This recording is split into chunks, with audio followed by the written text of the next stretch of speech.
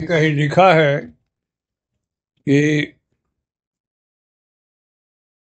सुनाया हूँ फिर सुनाता हूँ कि एक पारधी है।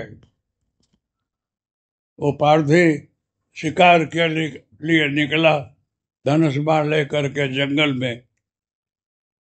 तो उसको कोई शिकार उस दिन नहीं मिल रहा है। अब परिवार को खिलावे का, परिवार पारधी लोगों को शिकार करते हैं फिर वो ला करके खिलाते हैं अपने प्रजा को। उस दिन कुछ मिला नहीं है तो झाड़ पर चढ़ गया। एक बिल्ली का झाड़ रहा, उस पर चढ़ा। विचार कर रहा कि आज शिवरात्रि का दिन, कुछ मिला नहीं, परिवार के लिए क्या करूं। तो चिंता में जितने पत्ते आते रहे तोड़ तोड़ कर डालता रहा। कभी आदमी जब चिंतित होता हो तो ऐसा ऐसा करता है, कुछ करता है। तो पत्ता तोड़ कर डाल रहा था और वो पत्ता जो है नीचे शिवलिंग था उस पर पड़ रहा था। तो इसे डालते जैसे सुबह हो गया।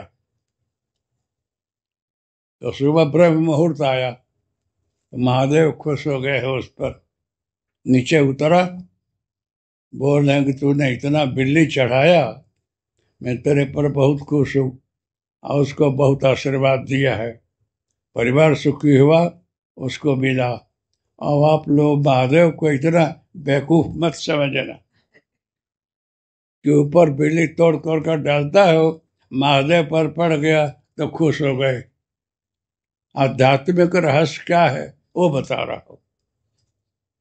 आध्यात्मिक रहस्य है ऊर्ध्वमूलम अधः शाखो मस्वस्तम प्राहुरभ्यो। गीता में 15 अध्याय गीता है। बोला है कि ये सृष्टि का जो है मूल है ऊपर है और शाखा नीचे है। ऐसा वृक्ष कहीं देखा है? ऊपर उसका मूल हो न नीचे उसका तना हो, सब पत्ते डाल नीचे है। ऐसा झाड़ देखा है? वैसा झाड़ ये शरीर है। जब पेट में माँ के बच्चा आता है तो पहले ये भाग बनता सर का और उसके बाद सब शरीर बनता। ऊर्ध्व मूलम, ये मूल ऊपर है और शाखा सब नीचे। हाथ पग सारे शरीर बाद में बनते। ये जगत संसार है और इसमें जहा करके वो बच्चा कर्म करता है और सुख दुख भोगता है। जैसा जो कर्म करे वो उसको दंड और अच्छा दोनों होता है। तो ये जो है मन चित्त बुद्धि सत्व रज तम षड विकार सब शरीर में है। तो शास्त्र बोलता है कि नीचे मूलाधार है, नाभि के नीचे एक नाग है।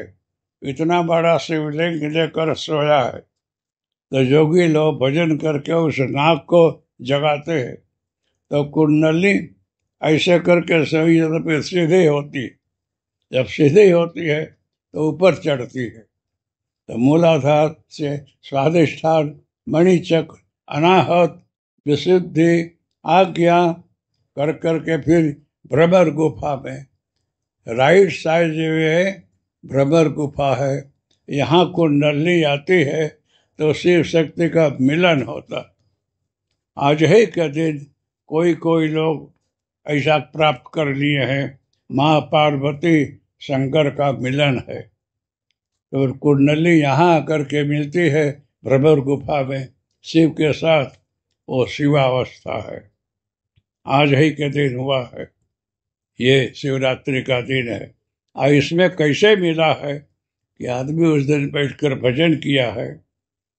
सत्तरस त्रिगुणम त्रिगुणाकारम त्रिनेत्रम च त्रिधायुधम त्रिजन पाप संहारम बिल्लपत्रम शिवार्पणम। सत्तरस तम सात्विक राजस तामस, ये तीनों को शंकर पर चढ़ा दिया। ये बेली पत्र है। थका हुआ आदमी है ना, उसको कोई विचारे नहीं आता है। मरने जीने के अड़ी में आता है कि हे महादेव अब सब कुछ आपको अर्पण किया, मेरे पास कुछ नहीं है। शिकारी मतलब जगत में आया हुआ मानवी अपना लक्ष्य पूरा करना चाहता है, तो उसका मन है ना, तीर है वो, इच्छाएं ऐसे धनुष है, वो अपनी इच्छा पूरी करना चाहता है। और जेने केने प्रकार न भटकता है, फिरता है, नौकरी करता है, धंधा करता है, कुछ भी करता है, उसकी इच्छा पूरी है वो ठीक है, नहीं तो दूसरे दिन सोचता है अब क्या करूं। तो कभी थक जाता है तो आदमी भगवान को समर्पित होता है कि प्रभु अब हमारे पास बल बुद्धि शक्ति नहीं है, अब हम थक गए हैं, मेरे पर कृपा करिए, रक्षण करिए, अब मन चित बुद्धि भी काम नहीं कर रही है।